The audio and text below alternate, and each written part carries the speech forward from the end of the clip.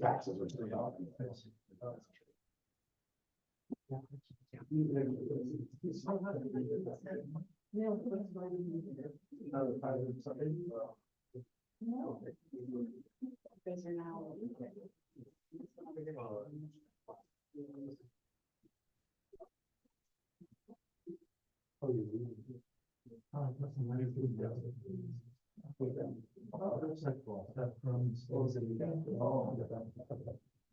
It's looking down, that's all. Yeah, he's gonna be the kind of one next month and my other son didn't say.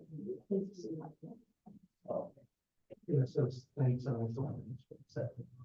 Here's something. Oh, that's, everybody's doing this good. Yeah.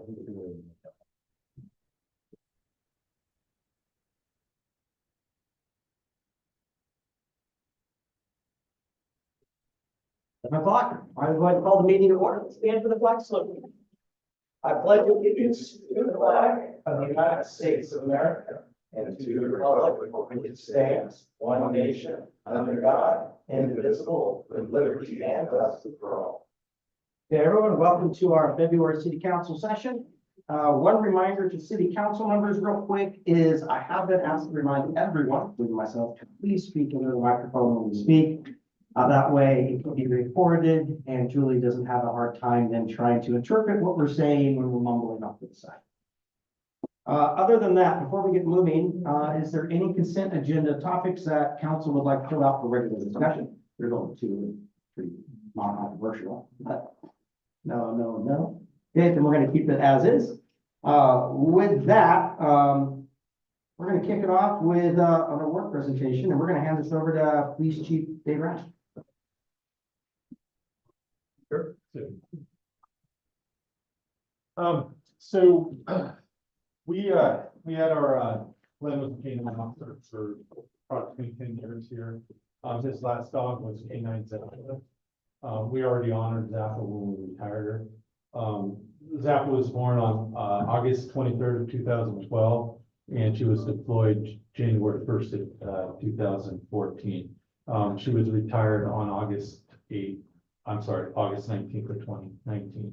Unfortunately, Officer Bentley had to make the decision to put Zappa down, and that was on December 4th of 2023.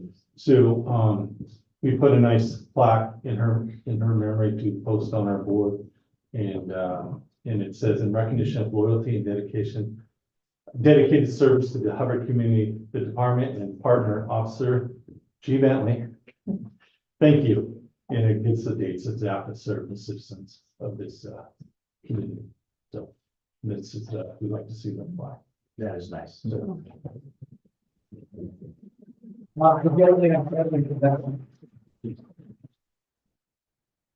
For the 12 years, that's a pretty good line. yeah. Remember the first ride along I did with you? I went up to the public works and played catch. Yep. Thank you. Thank you for the opportunity to allow us to do that. So, and I don't know if you recall, we gave Officer Bentley a nice plaque for his service with that. But we also the Woodburn provided mostly free service work. And when I went in there, they have a picture of that.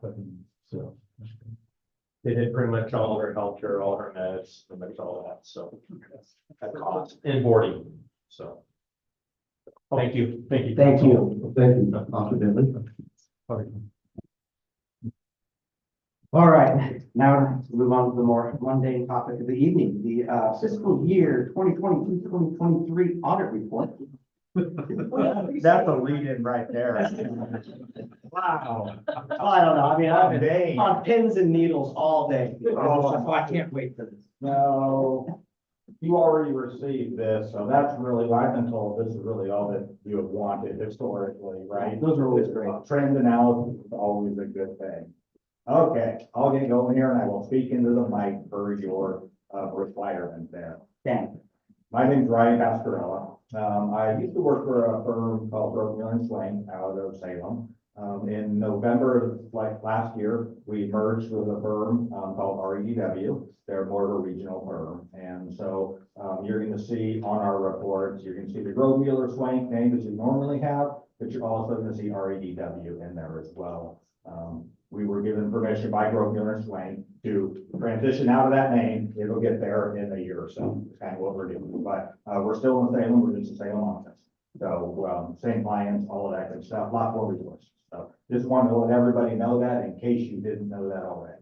Okay, so you should have 3 documents and I will go fairly quickly through it. I think that there isn't too much that I need to really negative things or anything I need to share. I'll just share kind of what happened. So you've got the governance letter. This is our communication to the city council. You've got your financial statements, which, yes, they are mundane. I will grant you that one. If you want to look at numbers, you got it. And then you've got your trend analysis. That is income. So I will start with the governance letter here. Real quick, just checking to make sure, did we get an updated copy of the trend analysis? I have some hard copies here. They went out this morning. So Oh, I don't remember seeing. what I will do then is, let's just do this. We can share. See, I knew I was gonna bring more than enough, just in case. And there was a PDF copy available. Oh, well. No, this is perfect. You still have one in front of you, right? Oh, boy, I kept one. All right. I think last time I was here, I gave mine away or something. I had to go grab one. I learned. There you go. All right. Governance letter on the GMS letterhead. So the letter itself is about 3 pages long, and then there's an attachment to it as well. And there's the trend analysis. Okay, so in here, this is basically just us talking to the city council. The intent is if there's any significant issues that we need to bring up, you're going to see it in here. If there were any issues with internal controls or anything, we would be communicating it in here. There were no significant issues that I need to cover related to this document. It's pretty much a boilerplate item. On page 2, I would point out that there is a significant risks identified section, and we've got 3 of them listed. That is just during the planning of the audit, we sit down and figure out kind of where we think the errors could be. So those 3 bullet points are just kind of what we were thinking as we were going through the audit, making sure to focus on those areas. Because if there was going to be a material error, we figure there's going to be somewhere in there, either material error or non-compliance. So those are those 3 items in there. Nothing came up that really was negative related to those. It was just focused for the audit more than anything else. What you're saying here is garbage in, garbage out. Anyone could override what you're trying to do. They can give you bad numbers. You got it. You got it. And especially with the city of this size, I mean, limited staff, obviously, they do a good job, but there's just lots of hats that everybody wears. And so we definitely are looking at it from that perspective. So there were no adjustments that we recommended during the audit. City gives us their year-end numbers. We audit, all of them. And normally there's some type of adjustment where we find something that could happen and the city decides not to do it. There was none of that happened. So the numbers were good when we got them. Definitely makes the process go fairly fast for us. So nothing significant in there whatsoever. And actually, you're looking at the trend analysis already. Paying attention. I wanted to point out a couple changes in the financial statement. I don't really want to go through a whole lot of it in there. Remember, these are modified cash basis financial statements. Money in, money out. So you're not going to see your long-term debt or your capital assets or anything in these financial statements, except for the debt is listed in the footnotes, just so you know how much you owe and everything in there. So this year, and a reminder, the MD&A up front, management discussion and analysis, it's a narrative of what happened during the year versus just staring at spreadsheets because, yeah, they're quite entertaining. So this year, during the year, we created a new fund, the ARPA fund happened, and there were some changes to I guess, the general fund and the ARPA fund as things happen during the year. So you're gonna see in the trend analysis, there's some ups and downs that kind of happen.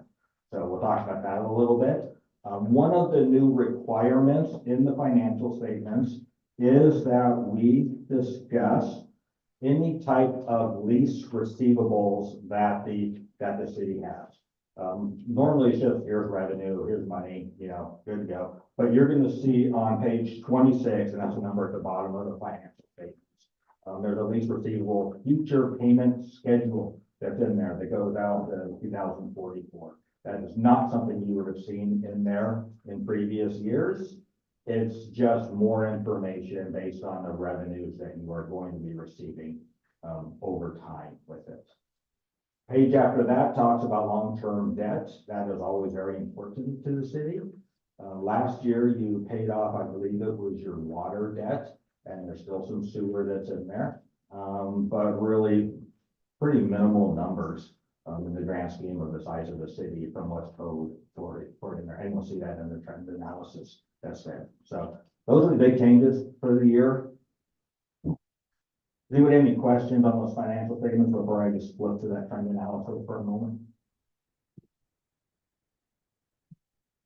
No, you answered one of them anyhow, on what, first time I've heard of lease receivables. Right? Lease We used to account payables, account receivables. You got it. Lease payables for sure, so, but I can understand what it is. Yep, and just be thankful that you're modified cash basis reporting, because for the full accrual ones, it was a big process. There was more than just that they had to do, so. And sometimes it helps to just do this version of that. Okay, trend analysis.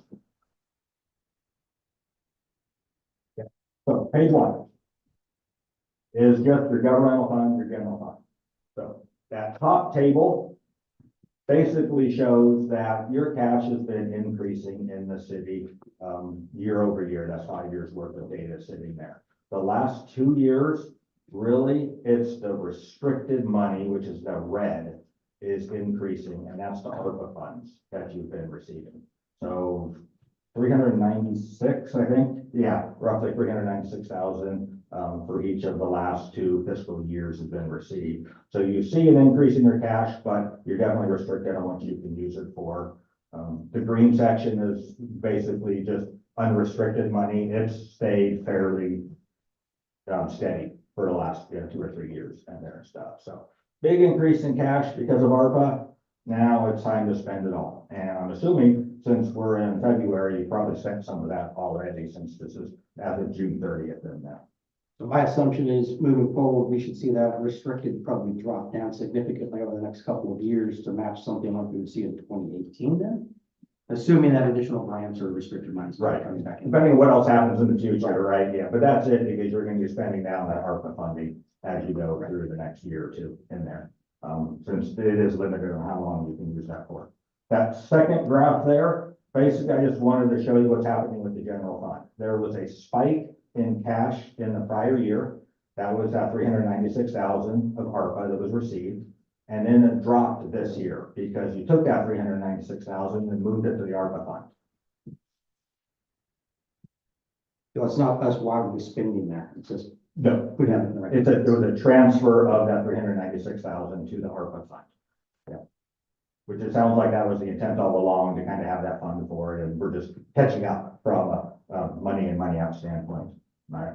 And then if you look at the bottom one there, huge difference from last year and really what's happened normally. All this is showing is how much revenue does the general fund receive? How much are the expenditures in the general fund? Can it pay for itself? Is really what we're looking at there. So if you look at the red line, that's just revenues and expenditures in the general fund. There are some internal charges where the general fund is getting additional money from other funds. That's the blue line. So as really, that blue line is allowing the general fund to increase from a cash standpoint a little bit, just from the other internal charges that are happening. But really, I wanted you to understand the cash and what happened with the cash there, because that did change quite a bit. Water, this is the one you paid off your debt during fiscal year 22. So this top table is really what we're doing in the blue line is your operating revenue less your operating expenses. So payroll, materials and services, whatever you need to run your operations more than anything else. It does not contain any type of capital acquisitions, any construction type things, and it does not include debt service.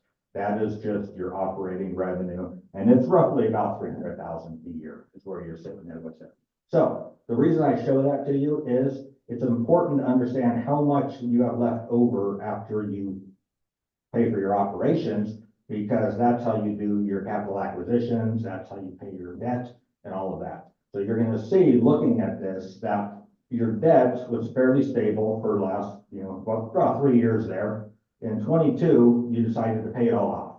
And that's why you have a spike from the red bar there. That was intentional to pay it off. And then for 23, there was no debt that was owed, so there were no debt payments. That just frees up more for other projects and stuff that are going on. So that's what's happening with that one. Okay, and then on the sewer, pretty darn stable. Same concept with that top graph. There's a little bit of debt in the sewer fund, but there's still money that's left over for future projects, whatever is happening. So that is what I have for a presentation. Like I said, I don't want to keep it too awful long. I mean, I can talk for 2 hours about this stuff if you'd like me to, but I think you'd shut off the recording and ask me to leave or something. No. Questions, again? Your general takeaway though, I know last year we had a few, issues to correct, for lack of a better term, year before that as well. It sounds like the city got its documents and stuff in order now. Well, yes, and really what it is anytime there's like turnover in positions, it's really, it's the city and the auditors getting on the same page of really what the auditors are needing and just having those conversations and making sure the information is there. You're required to submit this to the state by the end of December, 6 months after the end of the fiscal year. We were done in December. So yeah, we were very happy with how the audit went this year, absolutely.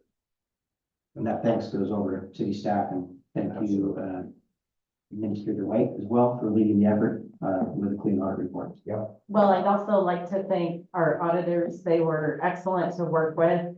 And I have to say, Kevin, the gentleman that I worked with throughout the whole process, was incredibly patient, professional, and just a pleasure to work with. So thank you. And he's one of our newer staff and he was a great hire. How about that? Yeah. I don't want to monopolize the time though. Councilor Akers, any follow-up questions or anything? I have no questions, thanks. I have no questions. I have no questions. It makes it really easy. It was Monday, I don't know, you entertained us. Do my best. Well, thank you very much for coming in and providing the report. Thank you. Thank you. Appreciate it. Okay, that was very painless. Let's move on to number 4, public hearing on the supplemental budget. I'm gonna have to open it, and I'm assuming I don't have a script in front of me. So do I just guess and open It should be on the agenda. it? Oh, no. Well, it just says open public hearing. And then there's, your 4 arrows right there. Can't see that, but usually there's. That was your, this is your. Okay, so I'm just gonna try to pull it all by memory then. Okay, so with that, I'm gonna go ahead and open the public hearing in regards to the supplemental budget for fiscal year 2023 to 2024. And we will open this at 7:16 roughly. And with that, I'm gonna hand it over to the city administrator for a presentation. Thank you, Mayor, Council. Really, this supplemental is to just do some cleanup. So with the audit being completed, I wanted to make sure that our beginning balances reflected what our audited ending balances were carrying over into this fiscal year. So there's some minor adjustments that you will see in almost every fund because of the audited numbers. Additionally, there were a couple of, there was a franchise fee for Comcast that was never budgeted, and we had to clear some things up to get the revenue coming in that is now coming in. from them, and so we wanted to include that in our budget, and then also the Ford Foundation phase one of the community visioning grants. We had not put in the budget yet, although council did approve receiving the grant. So that's all that's being added into our supplemental budget at this time. Councilman Thomas, I think are both looking for, where is the supplemental budget? I know I've seen it. It's not resolution 770/2024. All right, signed it over there. Does anyone else have it in front of them? Okay, so you guys do have it? Yeah. Then it's lost in my table. Just be very well, but-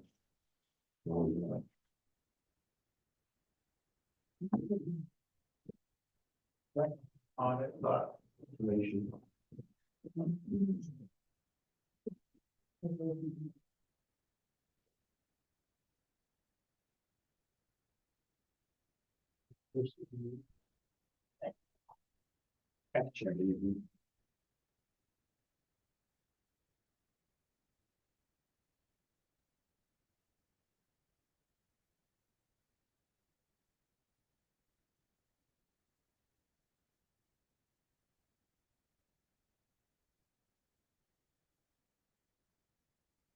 Okay, with that that conclude your presentation then? It does, thank you, Mayor. Okay, with that, I'll open it up to questions and or discussion by council. Council? We'll start with Councilor Young. Any questions, concerns, discussion? I have none. Councilor Steiner? I don't have any. Council, I have no questions, thanks. you beat me to it. Councilor Otters? I have no questions. I have no questions either. It seems like a pretty straightforward procedure. With that, we will open it up to ask the public. Is there any comments or questions from the public? Not a whole lot here, but. Okay, we'll leave it at that. Okay, with that, I'm going to go ahead and close the open public hearing on this topic and continue with the public hearing. We'll go ahead and close this topic then. Now it is 7:20 p.m. And with that, we have resolution number 7702024, a resolution approving a supplemental budget for the fiscal year 2023-2024 budget. I make a motion to approve as read. Second.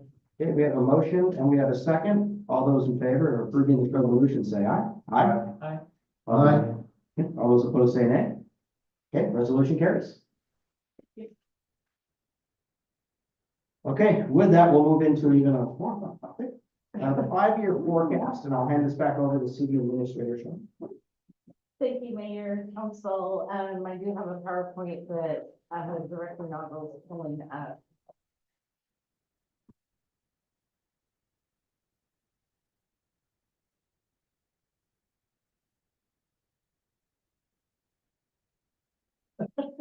Oh, looks like. Great.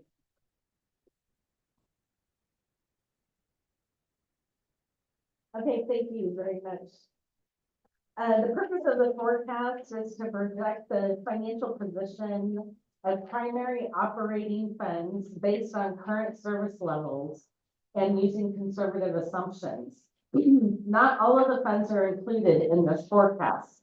The reserve, street construction, sewer construction, water and sewer bond funds, and water construction are not included in this forecast. These funds are specific to budgeted projects and are not operational in nature. The projects will only be budgeted when resources are available to fund the projects, and separate reporting is provided for those funds. The forecast sets the stage for the annual budget process, aiding both myself and staff and the budget committee and city council in establishing policies and priorities to allocate resources appropriately.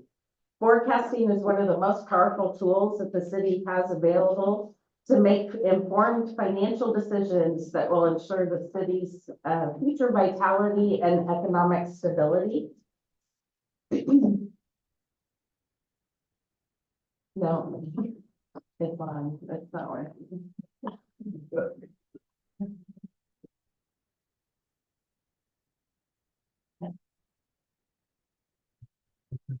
Oh, wait, it's vibrating. Oh, it started vibrating, I don't know. So on the next slide, this should look very familiar to you. This is basically the similar graph that we have used in the city's budget document for the past few years. As you can see, beginning this fiscal year, the beginning fund balance decreases year over year. The reduction of the beginning fund balance is not due to spending contingency on city projects, but operating expenditures exceeding revenues and developing a budget that is not structurally balanced. The significant increase, as was stated by our auditor in fiscal year 2022 and 2023, is a result of the ARPA grant dollars that the city had received, which was used for salary incentives, support for utility and housing services and costs such as Love Inc., Love Santa, and the Liberty House, as well as city projects such as the static water pressure project. While these graphs and other graphs in the city's 5-year financial forecast are alarming, staff will not be presenting a proposed budget for fiscal year 2025 that is not structurally balanced in all funds. The assumptions and goals that went into the 5-year forecast are identified on this slide, and I'll go over those quickly. Revenues may have been projected a little lower in our forecast, but staff is hopeful that we'll see more grant revenue and community development and police to offset some of the expenditures in police, parks, and community development. Materials and services have included a 3.3 inflationary factor year over year. However, there are some personal services contracts in which vendors have indicated that they will go up 5% beginning next year. Staff informed City Council last month that utility costs, specifically PGE, was increasing 15.9% this year, and it will be increasing another 2 to 5% in July. Benefits are estimated to increase 7% the first year and 5% in subsequent years. And property tax has been identified as a 3.5% increase next fiscal year, but a conservative approach was taken for subsequent years and to align with state statute of only allowing a 3% increase in property tax.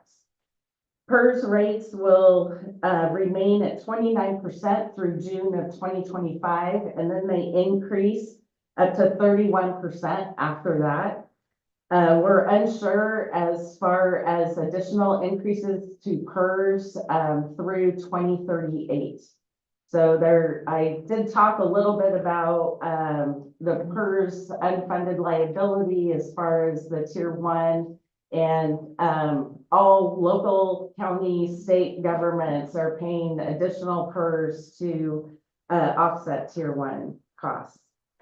Staff will make sure that budget development aligns with the financial plan that was approved by council in December, and also ensure that policies are followed.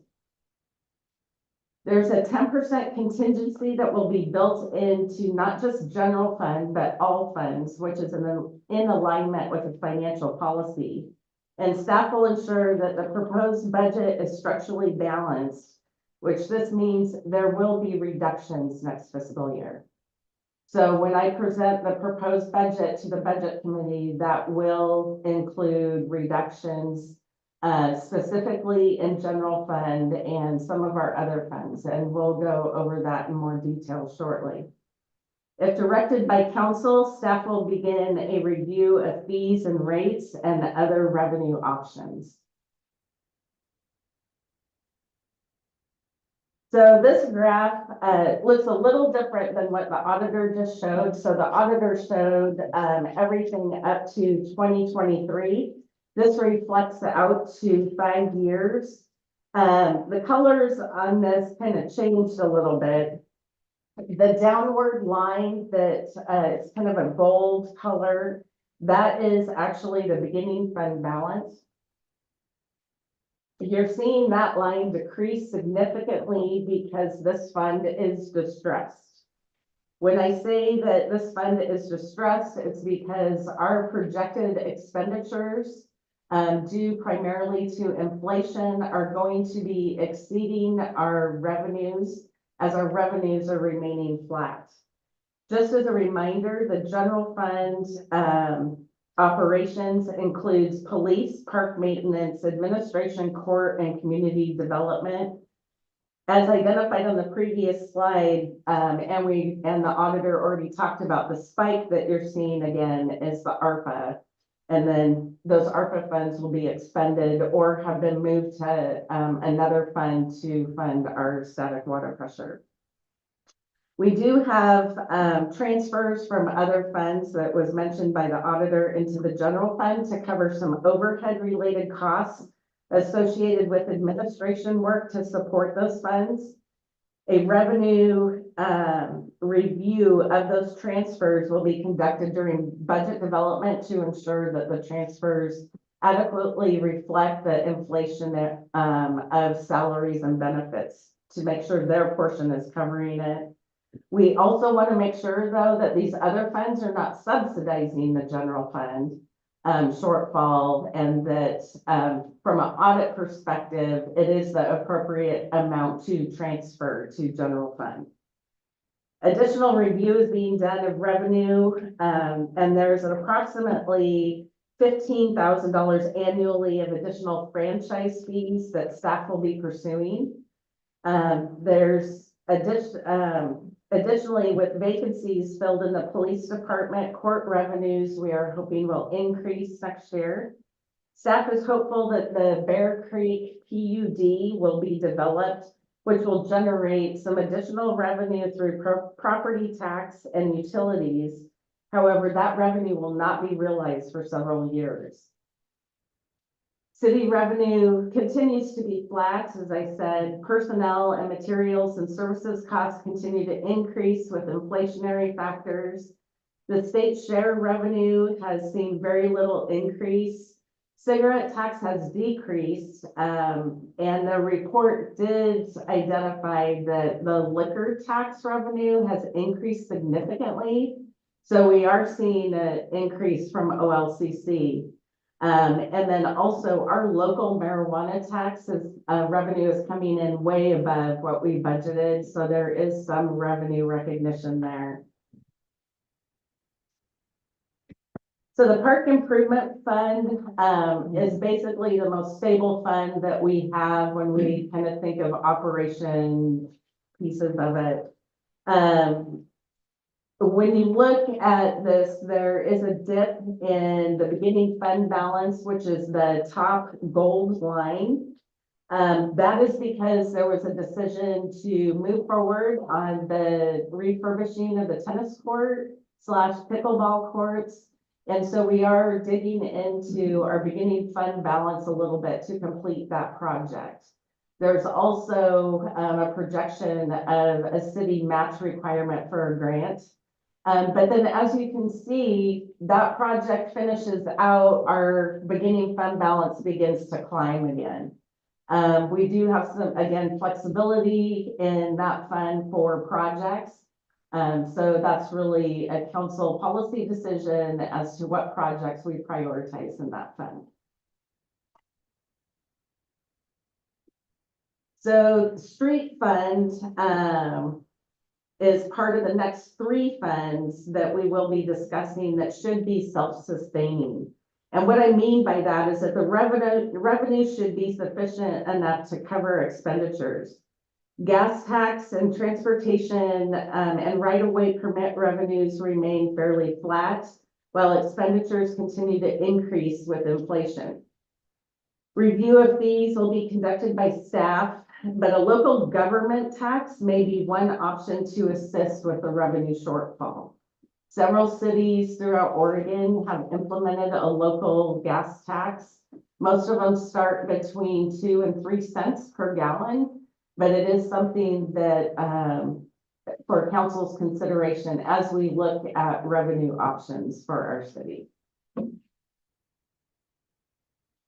The sewer utility fund projection, again, this looks worse than it actually is.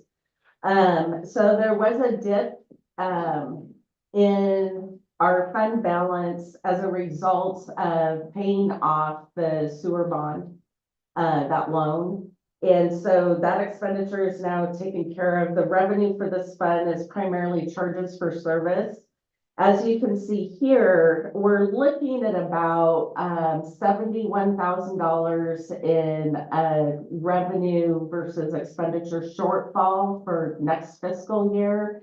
And that will continue to grow, not as fast as general fund, just because there's fewer staffing expenditures in this fund. But again, this is something where we need to start looking at a rate study and increasing potentially fees for service. The water utility fund expenditures associated with this fund should be covered by existing revenue, and primarily revenue sources for this fund is a fee for service as well. Again, this is another one of those funds that should be self-sustaining. Staff will be conducting a rate study for this fund as well for council consideration. So next steps, the proposed budget for next fiscal year will reflect a reduction of approximately $300,000 in the general fund. The reductions, I will try to ensure have a minimal impact to services that are provided to our community. But I do want to make sure that we start maintaining a structurally balanced budget as we're moving forward, and to make sure that our beginning balance we are using towards an emergency plan projects and not using our beginning balance to balance our operating costs.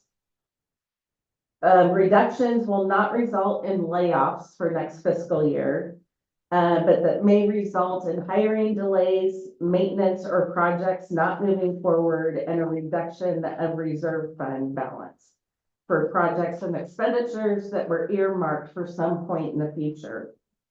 Staff will continue to maximize revenues where possible. However, the city has reached the point that additional revenue options must be looked at, and timing on the policy decisions are critical. Grant dollars in most cases cannot be used for operational costs, and staff continues to look at grant opportunities to offset project costs. All revenue options take time to develop and implement, so some areas that staff is seeking policy direction from council on revenue options the city should pursue. Some revenue options to consider are the gas tax, as previously mentioned, and rate increases for SDC utilities, or an operational public safety levy or a public safety fee. And that concludes my presentation, and I'm happy to answer any questions that council may have. So my big takeaway on it is our variable costs are going crazy because of inflation and everything else. Mhm. And our fixed costs are staying flat, and our revenue is staying flat, because you have a delta growing. Correct. The graphs that we're seeing here is we will expend all of our reserve funds in those areas if we don't close that gap. Mhm. So that's where your worst case projections are coming from. Correct. And PERS is just eating a lot of cities alive, by the way. Mhm. I like the direction taken forward from my perspective on this. I'm assuming we'll look at that when we move into the budget committee phase.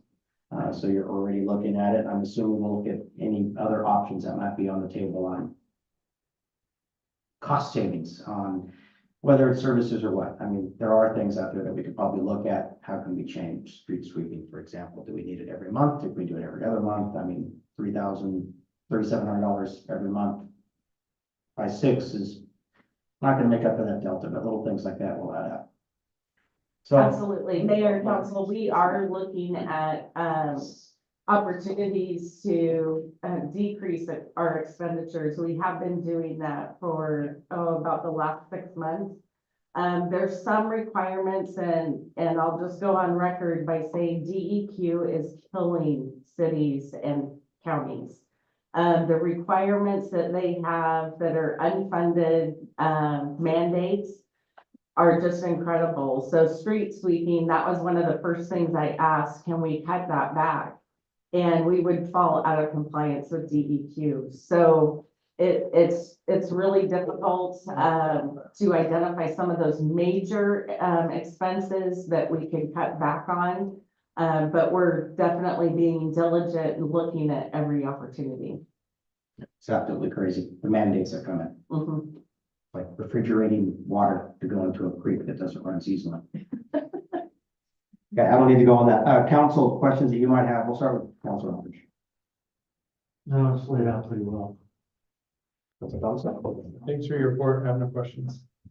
Councilor Steiner. I don't have any questions right now either. Councilor Young. I got a couple of thoughts that just kind of like to toss out there. When I know there's nothing we can do about PERS, but monthly, that's over $30,000 a month. Is that what we're spending on PERS? Is that, or is that? No. Is that correct in the check register? $30,667.12 a month. Yeah, that sounds about right. Yes. I know that's a state issue. I know it's been fought over in the courts, but that's the biggest number on our check register. And I'm like, Mhm. it's crazy. Not much I can do about it at my level, other than I can call up and complain to our state offices. Things we've done in the past, and you know, we've looked at individual funds when things like this come up, in particular the water fund, and we did a rate study. We indexed out percentages over a period of, I think it was 7 years initially, something like that, 5 to 7 years. So that way the rate increases were automatically built in there. That's something that we would take a look at for the water and sewer rates over a 5 to 10 year period, kind of index something in there. SDC increases, you've already identified that, gas tax. You talk about public safety fee. A number of years ago, there was a general services fee put in place at $25, and that's been 10 years roughly. I don't remember exactly when it went in, but roughly 10 years ago. Maybe we need to bump that up to $35, something like that. I know that's unpopular. We all live in town. We all have to pay it. At least up here on the dais with me. So that may be another avenue that we can take a look at. That, you know, $10 more a month per water bill is not going to make huge differences, but again, incremental revenues will, you know, hopefully get us into a better position. So there's just kind of some thoughts I have out there. That's all I have for right now. So thank you, Mayor and Council. I have been running some numbers about what a potential public safety fee could be, where that is actually decided by resolution by council. And then also if we raised our general services fee, again, because of the number of utility bills, that's how we base what the revenue would be. We would need to do a substantial increase in order to cover our current service level, or have to look at reductions and a fee increase to minimize what the service level impacts would be. So while I don't want to be gloom and doom, this is something where we need council direction sooner than later. So I'm hoping during budget committee and through budget adoption, staff does get direction. If we potentially looked at a levy, that can take 18 months to get put in place and voted on. And then revenue doesn't start coming in until usually about 6 months later. So that puts us, you know, over a couple of years down the road. So it is something that we'll need to take action on sooner than later. And at least my thought on that one is putting the fees in and increasing on utility fees, et cetera, like that. Everyone's getting hit. We've all got hit with PGE, natural gas, you name it. It's across the board. Everyone's feeling that. I think what we do, my personal opinion, is this needs to be something the voters are gonna have to also chime in on. That's why I would go more towards an operation levy, let the voters chime in on it, otherwise we're gonna have to reduce services. I do agree, there are incremental fees that we can increase just fine here, your water bills, et cetera, but doubling someone's water bill, doubling someone's service fee here, we're all getting hit. And everyone's having to adjust their budgets. And if I was a resident, I'd be pretty angry if I saw my bill get doubled. And I have cloudy water once in a while, but, I mean, it's little things like that. I think as a city, we need to come together and maybe discuss the opportunity of, do we go out for an operations levy? Do we go out for something to say, if we want these services, this is what we gotta do? Mhm. I would rather see the voters have an opportunity to chime in. Councilor Rogers? I mean, I agree with that. I do think that, Administrator Wade's correct. There's gotta be that balance. So maybe we need to look at a little bit of assistance in the interim with the same, staff side on the cutting. So instead of a drastic cut or a drastic increase, maybe it needs to be a little more aligned together until we can get something out. Well, I agree with that. I agree that we're gonna have to see some increases on whether it's a service fee or whether it's the water. We're gonna have to increase that in the near term, especially by the next year. Administrator Wade's exactly correct. Anything that goes out, let's say November ballot, you're still taking time to get things done. And that's assuming everything falls in line. You put it in November ballot. I don't think we'll be ready for it in November. No, So, It best takes case then about it's a the following year. May. So, I agree. But it's hard choices, and as a city, we're gonna face the fact that we have variable costs that are going up that we cannot control. So it's our decision to try to figure out how do we handle it. So I'm looking forward to the budget committee this year as much as I look forward to. So would it be better for us to send you thoughts ahead of time so you have an idea coming into the budget phase where most of us stand, or thoughts that we have not stand, but our overall thoughts? Yeah, so mayor, council, that would actually help me tremendously. It would give me time to cost things out to see where we're at as far as the revenue impact and how that would offset any deficit. So the sooner I could get ideas, the better off we'd be. Get you something by end of week. Maybe not the scanned photos that Vicky wants, but. All right, any other discussion topics? Just another thought out there. You gotta keep the lights on, you gotta keep the, water flowing in, you gotta keep the, sewer going, you gotta keep public safety. I mean, and you have to pay for those things. Just bottom line, we have to pay for those things. To keep that stuff, working and running. And, we complain a little bit about some cloudy water we get. I got cloudy water at my house for a couple of days. So most of it's clear. Usually when I just turn the faucet on, it's just the initial part that's kind of cloudy at the White House. But without having to pay for public works, that's not going to happen. You're going to have no problems with that. Your safety services, our police response, and our police department does a fine job, and we want to keep that public safety level. I don't want to be waiting on a county officer that's in, south of down around Turner or something like that, trying to respond up here. Which, that type of stuff going on. Gotta keep the lights on, gotta keep the water flowing. Well, simple request from council for council is to please submit suggestions, ideas, whatever you might have to Minister Wade. I do have a question, just about increase in fees, water fee, public safety fee, general fee increases. How quickly could we get one of those implemented? So, mayor, council, we are gonna be, staff's gonna be back in front of council to present our, wastewater study. And that actually has proposed rate study to be done. We can probably do that within, what do you think? Going through the process for procurement, I would say 6 months. Yeah, about 6 months. So I think we could probably have something implemented, or at least a proposal back to council, like first quarter, of next fiscal year. So July.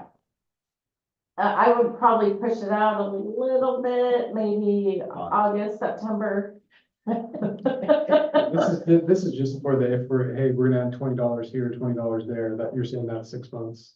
To No, not the $20, so that can actually be implemented by resolution. that, I mean, that's something I'd be in favor of implementing sooner than later, because that will start generating revenues quickly.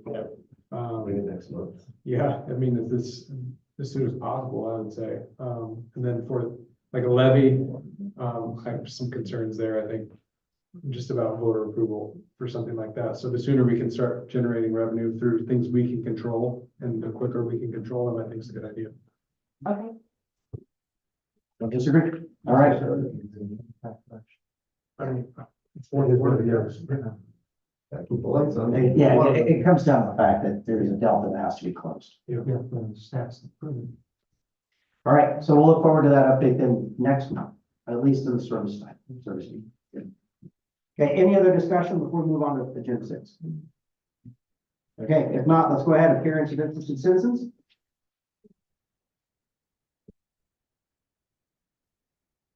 Rock and Show 262 Name Place Hubbard. First of all, I want to know the officer Bentley. I remember Zappa when I first moved here. Great dog. Definitely going to be missed in the community. Thank you, Minister Wade, for recruiting a fine police chief. He went out of his way to introduce himself tonight, so that's great. I think we're moving in the right direction as a community. I'm definitely looking forward to seeing what he has to offer. Hopefully we can continue our relationship with Jervis Police and our events. And another thing, I would like to address the council. I know we've had DOT people come and present. My question is why didn't Northwest Natural and PG come in and address council about the rates? So give us a community and then have like a opportunity for our community to give feedback, ask questions to PG and Northwest Natural about the increases and why are they increasing twice? And what is our pluses and our takeaways from the increases from PG and whatever? That's my question for you guys. We have no control over anything PGE or Northwest Natural does. I believe that's a state-run agency in terms of who approves utility rate increases there. The only thing we have, honestly, any vote over is, I believe, through public services. And even then, they come in and request it. I mean, But it seems like every agency that's come through Hubbard parents to kind of give us a heads up about something instead of just dropping it on us. I just want to know, do you guys know what our pluses and our takeaways going to be from our rate increases from PG? What are they doing differently? Or if our power goes out, are we going to be without power for 11 days and still have to pay our full bill again?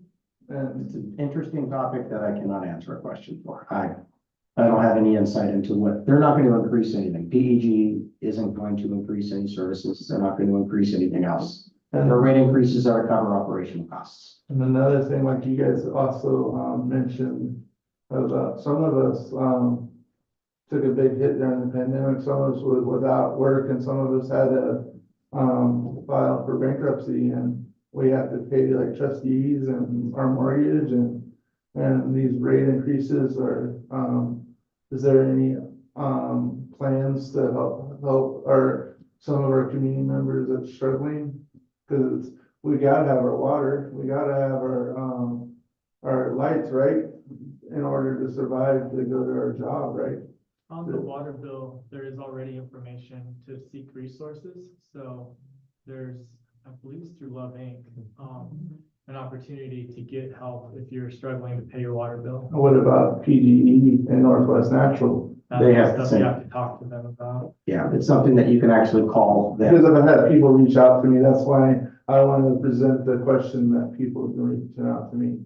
And that was on the budget committee, and it was questions that I honestly wanted to ask for myself, so I would know. Yeah, as you can see from the budget analysis here, we don't have a lot of free funds to be able to dish out. Well, great job, council. Thank you for everything you guys have been doing good, and thank you for looking out for our citizens and our community by getting us our police chief and stuff, and I'm looking forward to that. Hopefully you can bring a lot of new recruits to the table and continue what Chief Rash has been doing. That's gonna be the missing, by the way, so. Mr. Sherwood, just one more thing on that. The city does have, to meet certain, financial, I think there's age requirements. There is a rate reduction for our water and sewer as well. That comes out in the city newsletter. I don't know if it's on the bill specifically, but I've seen it in the newsletter several times recently, so that's another It's reason. in the newsletter every, It is on every month, or every other month.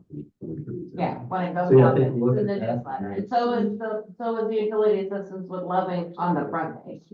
Every newsletter. Okay, because I don't get a chance to really read my email unless they pop up budget committee, stuff The like that. newsletter goes in with your water bill. Okay. And it's also gets uploaded into Express Bill Pay. All right, we gotta move on though. Thank you. Thank you. Post it on the website. Any other comments, questions? Who is here? Okay, we'll move on. Mayor of Councilors reports. I do have two questions, today.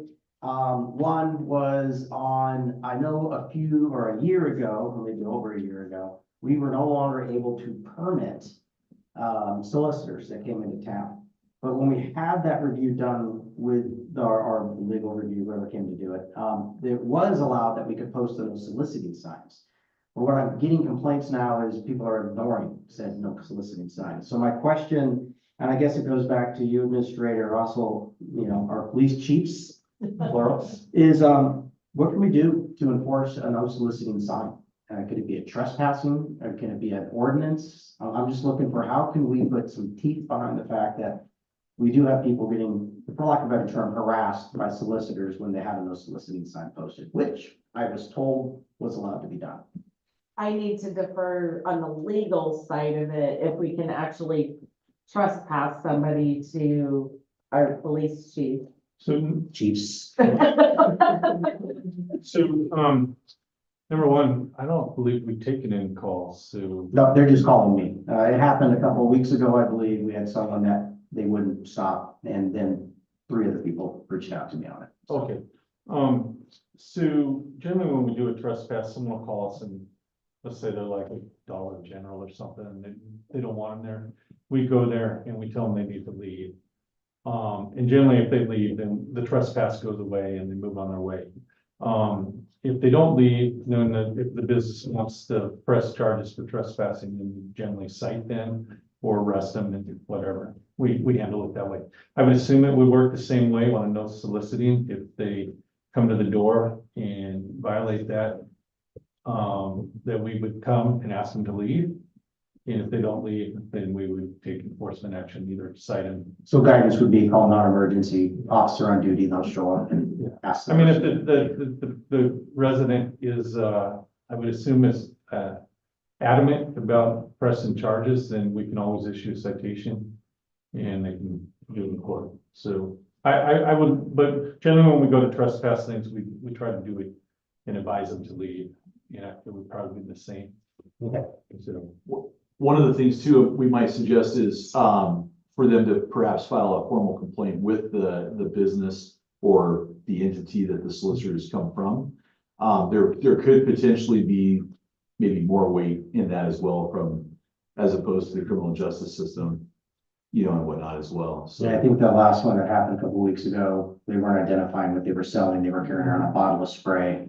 They were trying to be aggressive, like, here's a gift. Oh, you're not one of Was it like carpet cleaner? Yeah, kind of. I think, up on 10th Street, last year. Some people talked themselves and one of the residents there, and they didn't really want them there, so we told them they had to leave. Okay. And I believe it was, actually, I think it was carpet cleaner, and they had a carpet and they were demonstrating. Is that something we can at least update on the website? At least a very clear solicitation thing, so, and also maybe update the city site that says the permitting stuff, get that out of there. So, perfect. So, Mayor, if they call any of you guys, would you encourage them to call us? Oh, I usually do. I say non-emergency number, then they ask what's the non-emergency number. So we have an officer staff, we try to have an officer staff, well, we do every day. It may not be 24 hours, but we try to staff during when people are up and stuff, so. Right.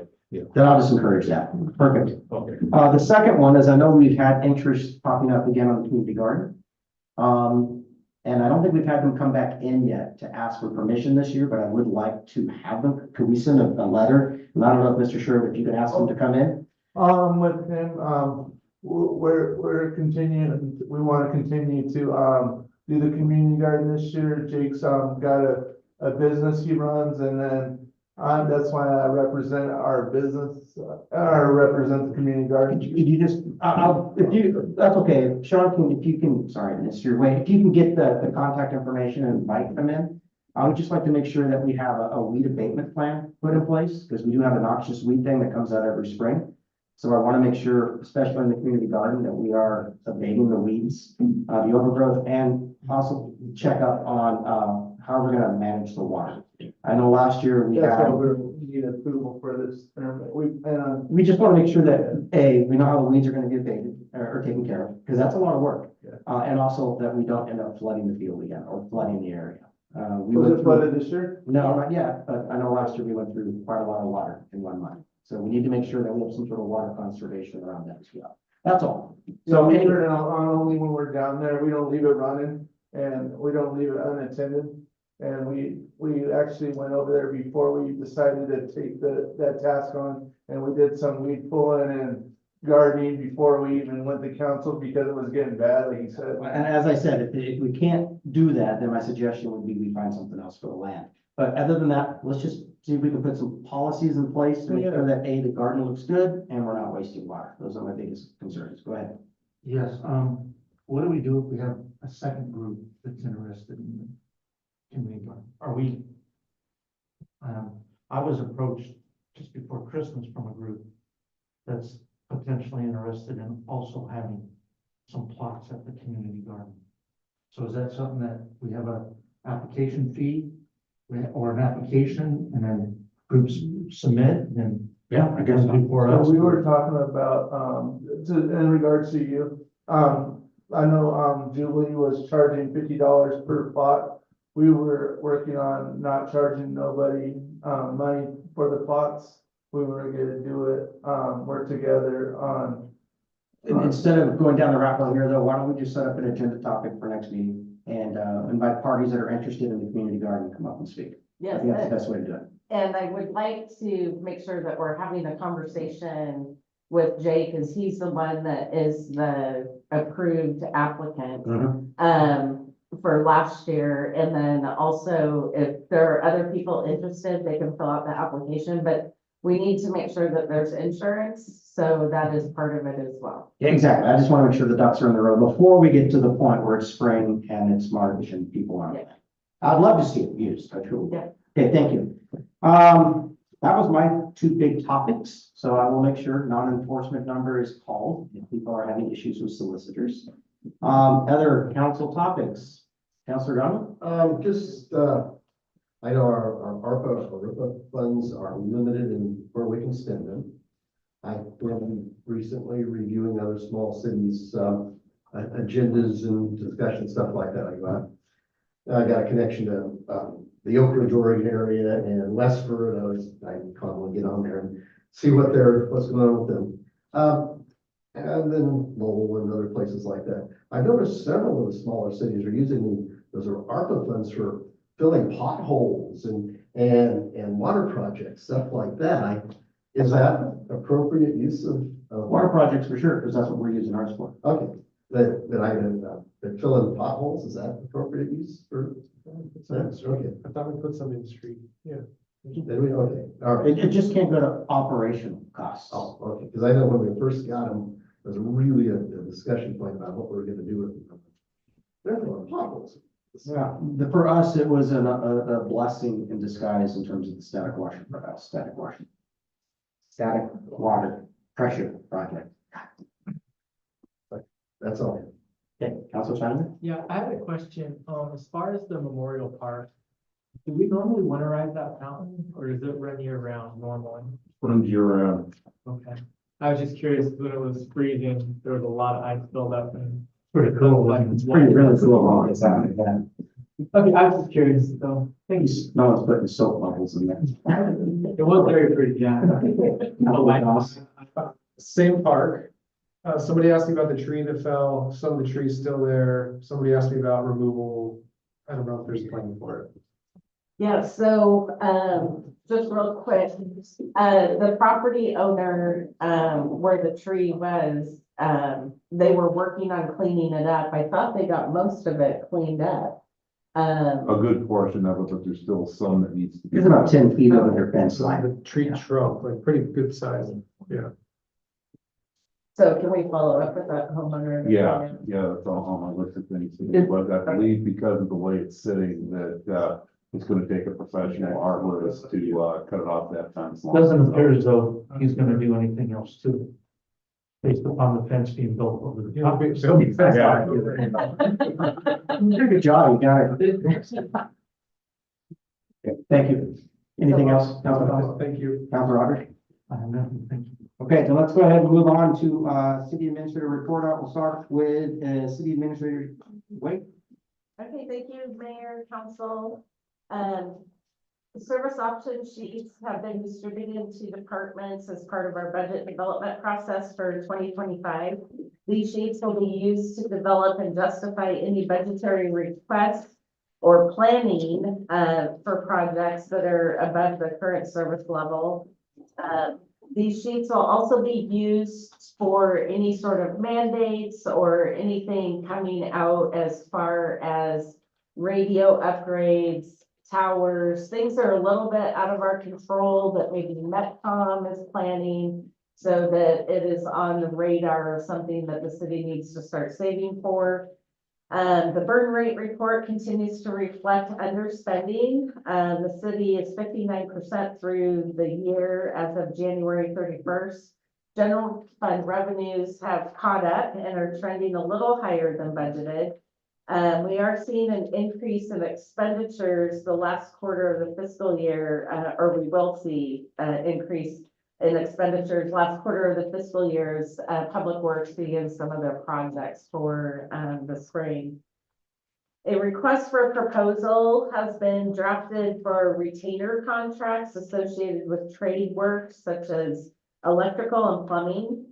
The retainer contracts meet the competitive procurement requirement, but also provide Public Works with options for contractors to use for special projects, emergencies, that kind of thing. So we are working on that. You'll see that RFP go out before too long. The city has also been partnering with the city of Woodburn on 3 grant opportunities. I did tell council that I would be back to discuss these grant opportunities and just make sure that council is in support of us participating with the city of Woodburn. So the Digital Boost Grant was awarded by Travel Oregon to contract with a consultant to provide social media and website consulting services to help businesses in our area improve their presence on social media. The city has received 2 business applications so far for this grant. This is a no-cost grant to the city and the business. This is truly a 100% funded by Travel Oregon, and the consultant comes in, spends 10 hours with the business owner reviewing their website, social media, and then helps them create a new look and a better presence.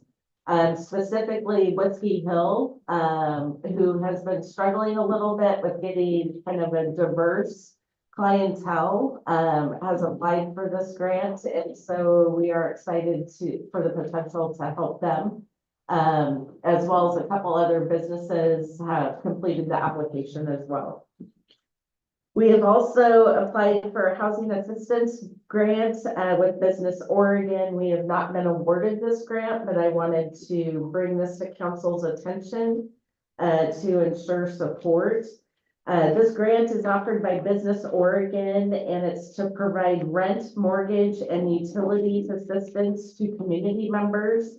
The city of Hubbard has, applied and received this grant, last year, and actually 11 community members or families or individuals took advantage of, that grant funding. So we're looking at basically continuing that. Business Oregon hasn't officially awarded us yet, but verbally have said we're gonna get it. So just wanted to make sure council's supportive of that. Also, we received a multimedia grant from, Business Oregon as well. This will, fund multimedia, activities at the Hop Festival and also some of our businesses and parks. And this will help kind of marketing campaign, with the North Marion Tourism Collaborative, as well as updating city website with, content as well. So those are 3 grants that we're actively participating in partnership with Woodburn, and just want to make sure that, I have council support to move forward before we finalize It's at them. no cost to us and benefit to the community. It Yeah. makes perfect sense to me. Like, looking at Pat's nodding in the affirmative here, so.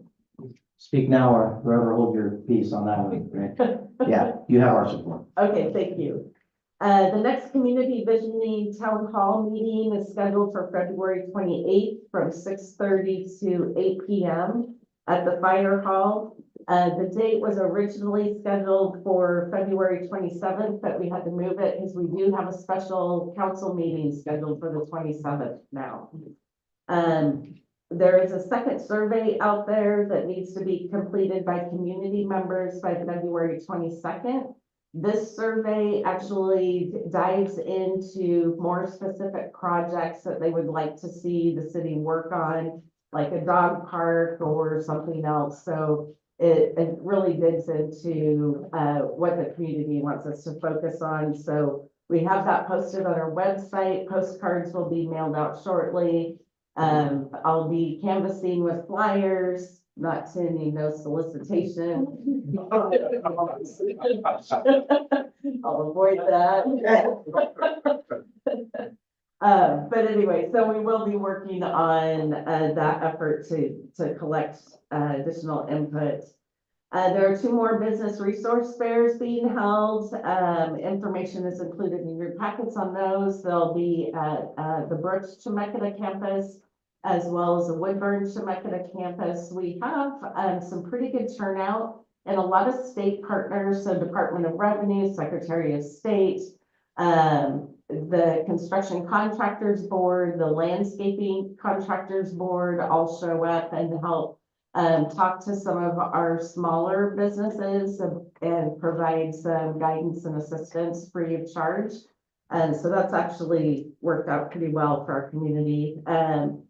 And then staff is looking into a texting solution that will provide staff and community members an option to interact easily, to ask questions. Staff can provide updates on projects. We will be conducting a presentation at an upcoming council meeting. I need to coordinate with Melinda here about, she's the expert on this. I'm not technical that way. So once this is in place, we'll be providing a presentation, but the system is actually pretty neat. So somebody can just text in. We have a generic phone number for the city of Hubbard, and it comes into our system. People can ask a question like, there's a car sitting here. Can somebody come see if it's abandoned? Or why is our water cloudy? Or, complain about a pothole that needs to be filled and give a location. It also allows staff to communicate, broadly when we're flushing the system. So while we post things on our website and Facebook, we're finding that, if we can respond via text message to a broad group, that works better. This kind of was tested, a similar situation when we had the cloudy water situation. We had the reverse kind of 911 call and everybody got notified. So we're hoping to implement this and we have control over it. We don't have to rely on a third party to manage it for us. I have to say on the cloudy water incident, the company that we use for the basic reverse 911 contacted Salem by accident.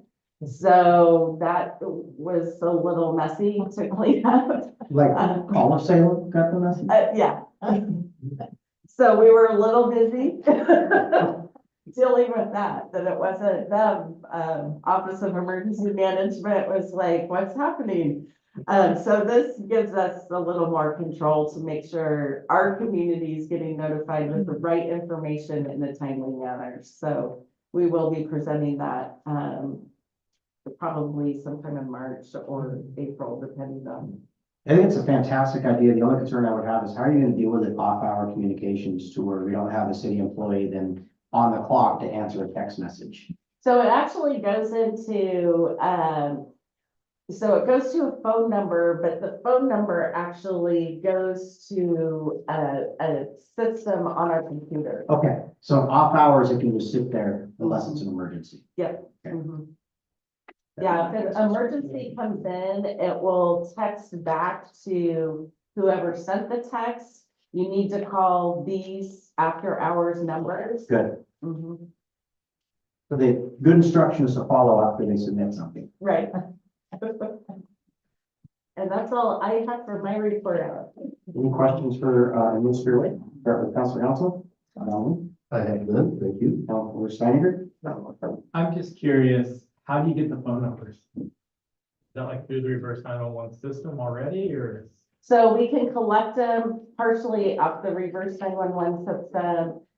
We are working with a third party to help us collect numbers. And then we're gonna be posting something on our website where people can actually opt in to give us their phone number so that they can be part of that response. Which actually could be good for elderly, et cetera, that might have a caretaker outside of the city. Councilor Cox? I have no questions. Councilor Arder? Does anyone that signed up on Everbridge will be automatically put into this new system? So we are working on that. There's a special permission that we have to send out to everybody and then, yeah. Okay, and then this flyer? Is that this year or last? It's this year. There's a typo. So it's not October 17th. No. I was trying to put it on my schedule. So I'm hoping there's a new flyer. They told me just to go ahead and send this one out. And it'll be a notice. It's not right. Typos happen. There's one in the police report too that you can find. That's okay. That's who got it, found it.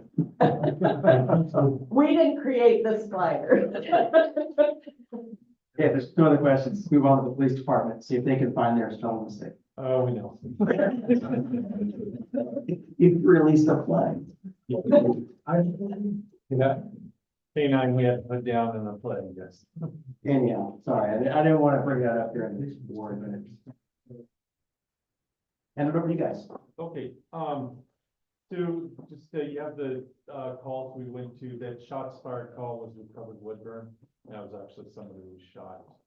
I wasn't on homicide, but, that's one that one of our officers covered. I don't think it was me because I didn't remember it. And then, just, Officer Tim Hart's finished 10 weeks, I believe, at the end of this week. They're unfortunately breaking again. Next week, they have in-service for their instructors. That stuff used to be built in when there wasn't academy dates, but they're still full of academies that they had put it in. So, Tim will be back, and he's progressing fine, scoring well on the written tests and everything. Andrew, he's in his third week. I think they have their first test this week.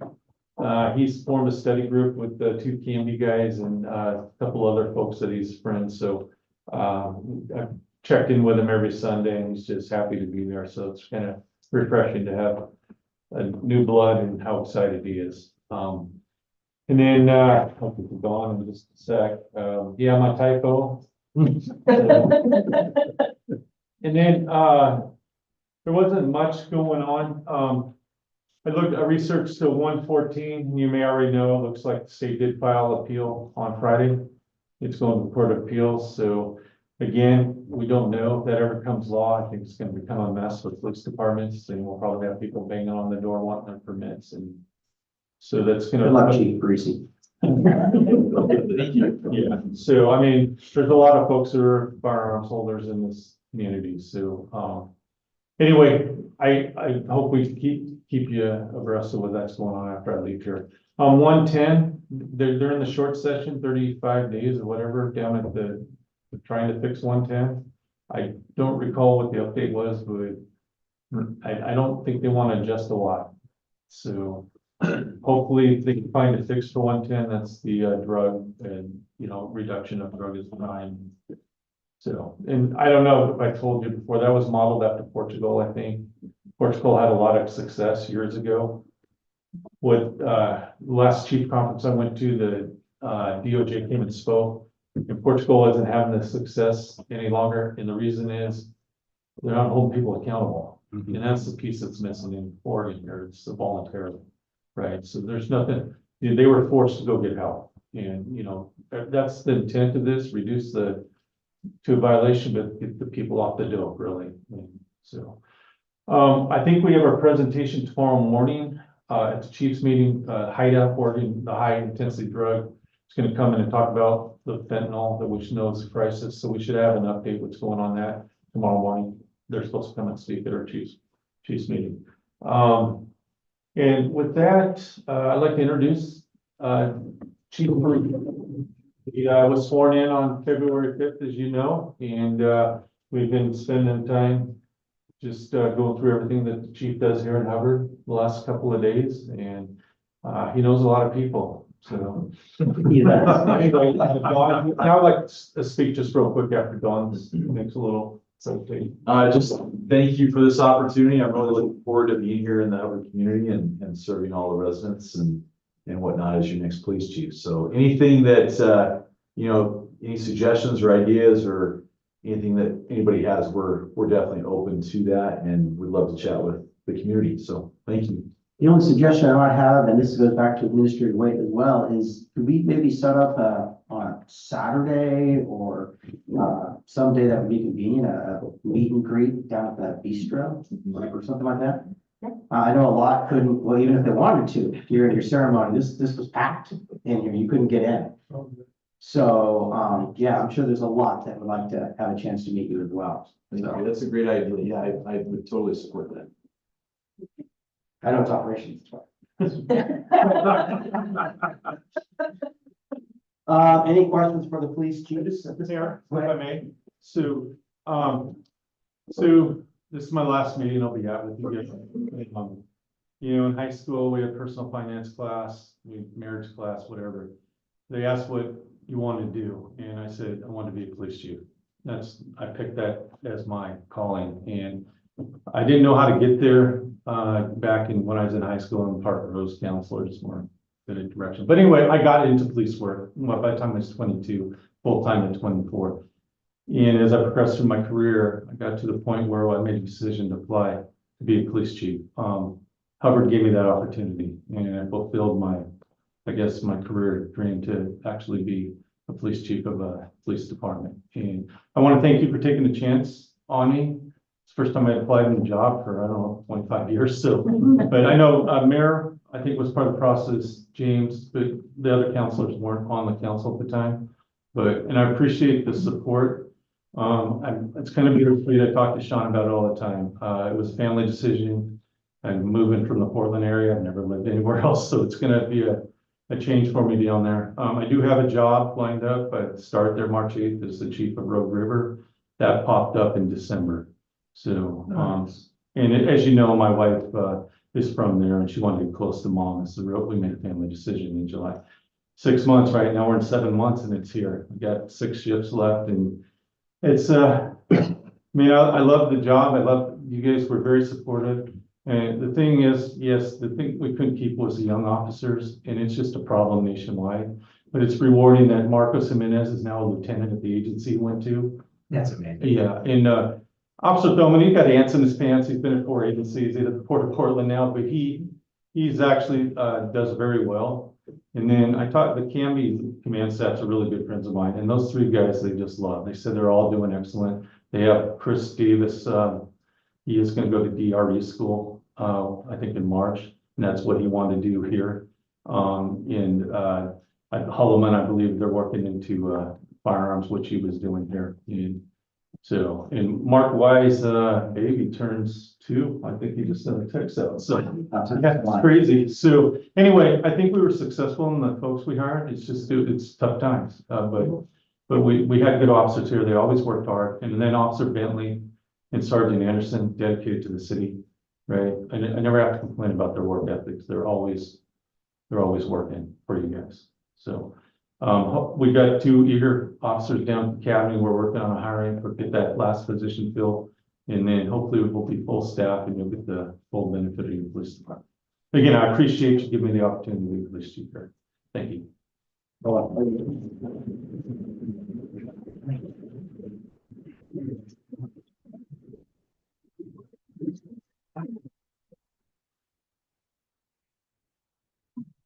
Well, I can't believe this would be your last meeting. I've gotten so used to seeing you for over 6 years. And you stepped into an extremely volatile, sticky situation in a city that was tearing itself apart.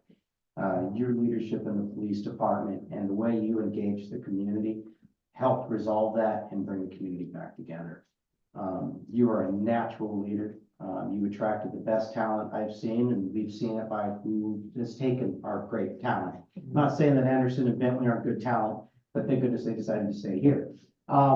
Generally speaking, you are going to be sorely missed. I think I remember talking to many when we hired you, and even mentioned it to Chief Parisi here. We were looking for Andy Griffin. We wanted the community guy, someone that would walk around town, be a part of the community, engage, and especially up at the school district.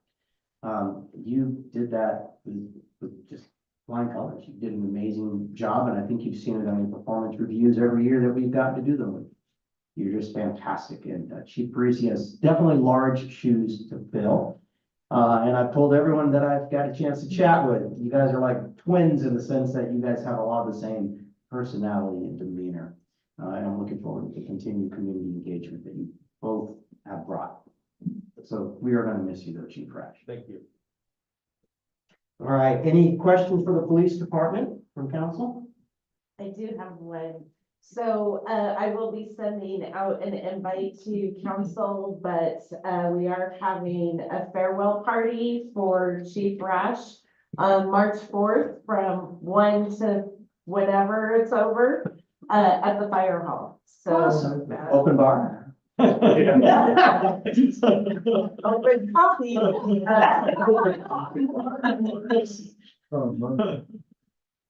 All right, well, I'll be sure to be there for sure. So, and hopefully even if we have everyone there, I'm assuming it doesn't matter. We don't need to have a council meeting for something like that. Right. Or agenda, just have fun. Councilor Yonley, any questions for the police department report out? You don't have any questions at this time? It's been great having you. Thank you for all the work you've done. And you've got another job lined up already, so that's really great. You said Road River? Yeah. Yeah, it's same size department, but 1,000 less people, I think. So Great, fantastic. Thank you very much. Enjoy your next step in your career. thank you. Councilor Steinberg? My only concern is, you said the new guy's hanging out with Canby. That Yeah. sounds really concerning. The new guy said he was like studying with people from Canby. Oh, yeah. Is there any way to stop that? He's also marrying the captain's daughter, so. Oh. I already get a lot of crap to the police chief Canby about poaching our guys. Yeah, I gotta say that, thought, anybody else? But on that note, just thank you so much for what you've done since I've been in Hubbard. I felt extremely safe, and I know your leadership goes a long way with that. You will be missed, and I'm really glad that you were able to find something to continue, because you obviously aren't done. So thank you for your time. Yeah, echo everything they said. Appreciate everything you've done here, and I know you'll go do the same down south. So best of luck, and thank you again. Councilor? Yeah, I was honored to be on your hiring, and I'm gonna miss you coming by the place and keeping an eye on Not that nobody else does, but I do appreciate everything you've done for the last 2 years. Thank you. Excellent. Thank you. Thank you. All right, let's move on for the evening. We'll go on to the administrative department, and that would be Director Noel. Well, I'm gonna miss the, texts and phone calls asking me what I'm doing right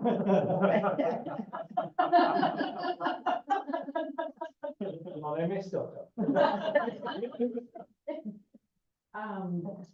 The only thing I wanted to bring your attention to on my report is the request for proposals for the EOA has been posted and, that goes in line with the comprehensive plan update, urban growth expansion.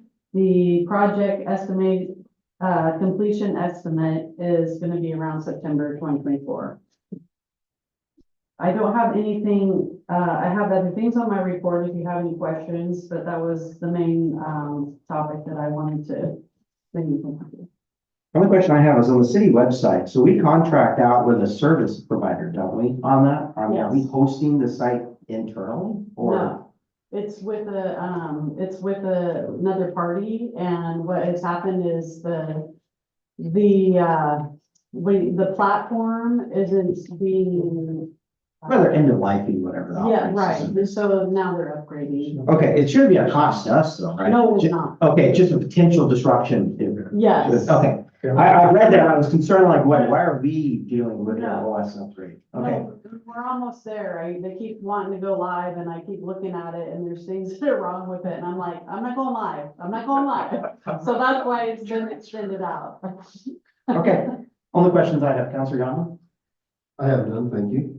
Counselor Sunny. How soon will we have a date for the city council goal setting? We have not discussed that yet. So do you want me to send out an email? Yeah, that'd be actually a great idea to capture dates on that we could do it. I know I've already sent them out town dates, so I don't know, others might be out of town in April and or even May timeframe, so, yeah. Okay, I'll send out an email. Counselor Thomas, No question, thanks. Counselor Audrey? Without getting into specifics, are there some good things happening out in industrial park? From what I've been reading. Yes, Gallant Construction is gonna be starting their groundbreaking this next, they're starting on the 19th and then they're gonna be having a ceremony of that groundbreaking. Great, so we can expect maybe some new business Yes. happening out there. Yeah. That's good to hear. So one of the things I do want to inform council about, Governor Kotek addressed the legislature during the short session yesterday in regards to urban growth boundary. She is pushing for the legislature to implement a fast track for urban growth boundary, but it's only for housing. And she said it would not be for industrial and commercial. Which means could slow down our process if we're looking at just industrial and commercial, was our initial thought, because we are running out of space in our industrial park and we could really use that industrial tax base to help with our revenue issues. So I'll be watching that bill to see if it passes, because that could have a direct impact on what happens with our urban growth boundary. Out of curiosity, and this might be a question you know or don't know, the Dunn Road, is that in or outside of our current urban growth boundary? It's in. Is it in? Yeah. Okay, is there anything that's preventing us from transitioning that to industrial use moving forward to allow that property being built out for whatever the industrial use might be? I mean, it's an option. I know it's not a lot for a 20-year plan, but maybe we can leverage that and then use the urban growth fast track to at least identify where additional housing might go. I don't know, just tossing it out there, because I do know at least we do have some area of East Long Dunn Road. Yeah. So it was identified on the comprehensive plan when we did the needs study for residential use. And so I'm like, maybe we can look at it and flip it. That'd be my question. Then we would need, probably, when they do the needs study, then they would need to calculate in residential areas. So. I only know, most of the people I know down that path are already building industrial type stuff, and shops and everything else, so. Yeah, we'll figure that out later, just want to throw it out there. All right, any other questions then for Director Noble? We'll start with, Councilor Rogers. Councilor Thomas? Ben? Councilor Donald? I don't, I just, thinking back when we did the last UVG growth, we had a lot of, people from the Denver Cane Loop, speaking negatively against people in the UVG. So Yep. I know if we did something, changes like that, we could end up with a line of people out the door again. There's a lot less there, huh? But yeah, you're right. They're very concerned. I think they're more concerned about getting tied into the utility rates and everything else, assuming that water lines get ran down, et cetera. So. That's it. Perfect. Okay, if there's no other questions, move on to Public Works Department, and we'll hand it over to Superintendent Fritz.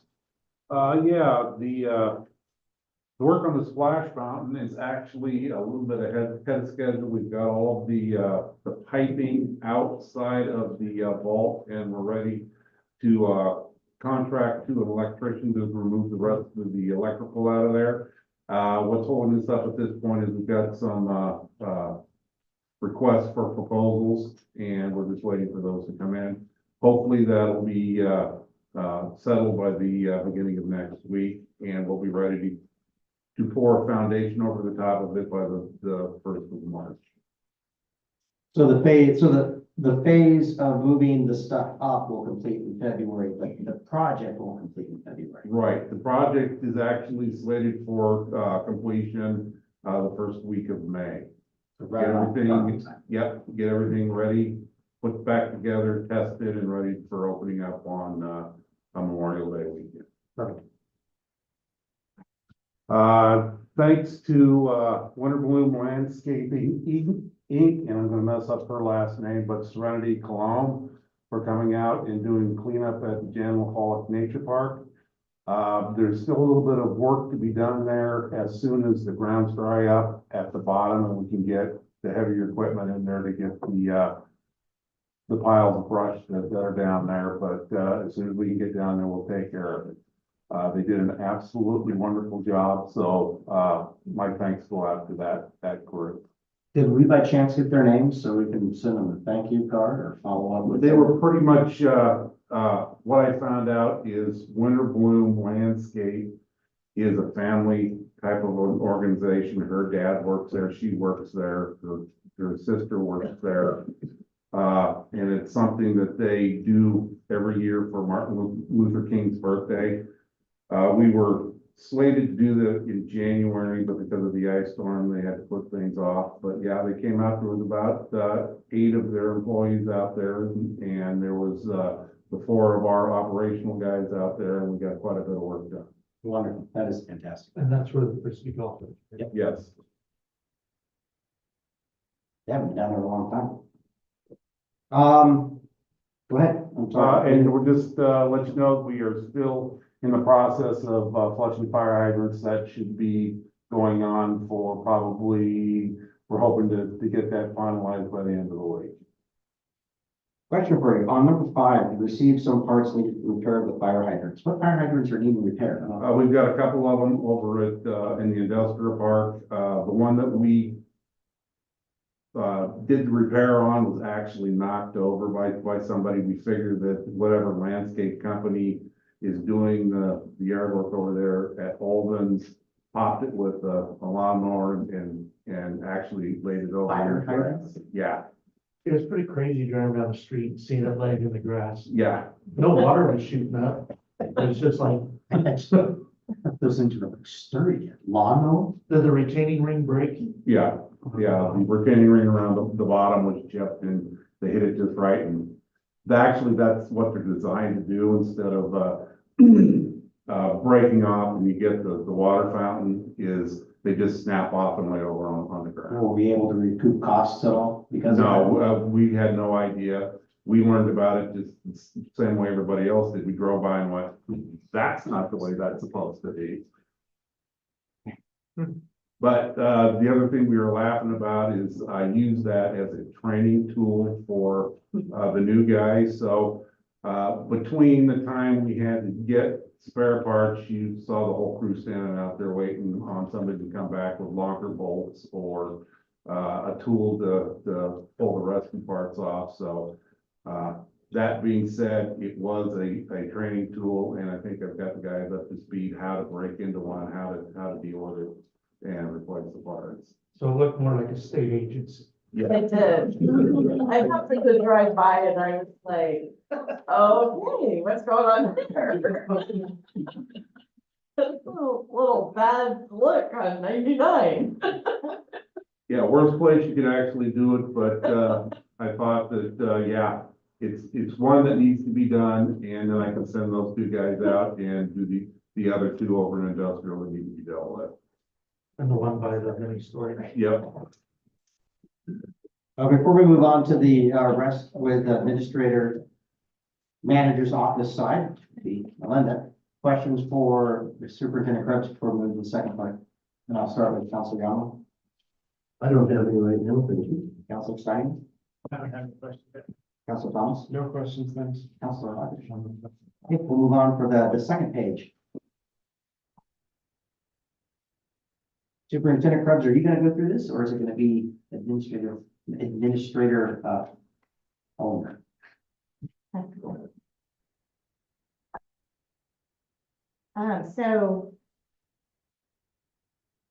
You have my report, so as it notes, we are gonna have, Civil West attend, the next council meeting on February 27th to present the wastewater, master plan. And you probably saw in the dashboard as well that DEQ did have a delay of, up to 3 weeks, at that time, yes, for their final, approval of the plan, so there's a bit of a delay on that. We were excited to go ahead and move forward to get the John Deere mower, so that we'll be all set for, the spring mowing season, spring, summer. And we'll have the old Toro and the old John Deere as kind of the back, well, the old John Deere would be the backup, and then the Toro would be used for more of the parks, whereas the new John Deere would be used for more of the, like the railroad right of way, et cetera. But yeah, we'll be ready to roll with the mowing season, so that'll be good. And Mike already, talked some about the flushing maintenance, the annual hydrant flushing maintenance, project. So if you have any questions, let me know on that piece too, but I think Mike already kind of answered that. We did completed a street and directional signage inventory, taking note of those signs that could be cleaned, those that need to be replaced because they're not cleanable anymore, and then also ones that are just damaged to the point, where wear and tear, that kind of stuff. So that's kind of part of our budget process also going into the next. Question for you on that one. Because, social media is fantastic for getting unsolicited ideas. When we replace street signs, et cetera, has there been any discussion at all about updating them, a more stylish one that might work for the city as opposed to a plain green street sign? We have not talked about that, but that's definitely could be a Street, topic. whatever. Just something that can maybe be more unique for the city. I know that we have a budget issue, so it probably won't happen. But if it's But okay. I could reach out to our contractor and just say, what is kind of the rough cost estimate difference between something a little fancy? Just out of curiosity, I think that was also brought up even in the visioning thing of one of those things, the paint, we make nicer street signs. Yeah, we can definitely look into it. Sponsor a street sign. Brought to you by Burger King. Okay, sorry, didn't mean to sideline. Folks, can I just piggyback on that just a little bit? So, we're looking at a signage, can we decide whether, Allen is spelled with an A or an E? If we're gonna replace one of those signs and, and first is either the one ST or FIRST, so can you just plan a standardization on that, on those signage? Absolutely. That's, when I came to town, it was first, okay, I can go along with that, but when Allen is spelled two different ways on the same street. Okay, then it was explained to me that there was two different people over a period of time that ordered the sign, so we can just kind of look at standardization. Absolutely, yeah. Definitely. For sure. We're excited also to be applying for a local government grant. That's one of our kind of traditional park grant programs that we have been pretty successful in the past. We're working on replacing the playground equipment at Rivinus Park, something that I think was mentioned at the visioning project. And then also Sean is working we're able this year to apply for 2 separate grants. And so Sean, Administrator Waite is working on getting some information for potentially submitting a second grant application for fencing for the start of the dog park area. So, thank you. Both things that were mentioned in the visioning as a kind of a high priority for the community. So that's pretty exciting. Hopefully we'll be successful. Yeah. And other than that, this is just pretty much standard. We are excited about utility worker Bill Doversberger. He did attend the training for official certification for his water. He was successful with that. And then as soon as he has a few more hours that he has to have in the water field, which the hydrant flushing project is helping with that. And then he's actually gonna apply to get his actual certification for water. So that's huge for us, to have another certified operator. Annual reports, those are, as they come due, they're getting done and sent in. We're working on, the budget for monitoring this year's budget and prepping for next year's budget. And other than that, if you guys have any questions. Only question I have, and it mainly goes back to Superintendent Krebs then, as well as Administrator Way. For our utility workers in training, could we develop a yearly plan or some career growth for them, identify specific training milestones we want them to hit throughout the year? It's great to see them listed here, but I hate seeing no training aligned to them. It'd be great to know that. Do we expect them to do 1 certification a year, 2 certifications? Is there something they can do for a career path? I would love to see our guys being poached just as much as our police officers, I guess. And if we have the opportunity, let's build them up so we can get their skill levels up. The only question I would have. Mayor, council, that is something that as I look at the Hubbard personnel policy and reviewing some cost saving measures in our incentives, I do feel like training is very important for all of our staff. So I will be working with our department heads as we're updating policy and figuring out, okay, what's a training plan for each of our employees? And I would say not just our line staff, but also for my department heads. Oh, you bet. Everyone should be skilled, getting their skills up. The other part is I do have a lot of questions on the dashboard. I know you could not get it fully updated. I'm not going to delay and belinger this entire meeting, but I've done a lot and I'll just send them off to Superintendent Krebs and yeah, I'll just send them to you. Can I make a comment? Go back to the training. Because of the way we do things in public works, it's a little bit difficult for somebody to get a certification a year because of the time that's required to be on the job specifically. For example, with Bill, he had 10 months at his previous job, which was water distribution. And what the requirements state is that you have to have a full year, which is 2,080 hours before you can sit down for a test. So that's part of the reason why these things take so long, is because they may get 500 or 600 hours a year because they're working in also wastewater and they're on parks and streets and other things that don't usually add to those numbers. But yes, I have sat down during the evaluations with each one of the employees and said, okay, this is what you need to be working towards when you get your hours to a certain point. You need to take these certifications because all they do in this field is make you more valuable anywhere you go. Thank you. Questions for Public Works before we move on? Councilor Rogers? Councilor Thomas? No questions. Councilor Bannerman? No question. Councilor Allen? I've done, no questions. All right, well, let's move right along. I don't think we have Chief Carmen on, so nothing on that one, which makes it the consent agenda pretty simple.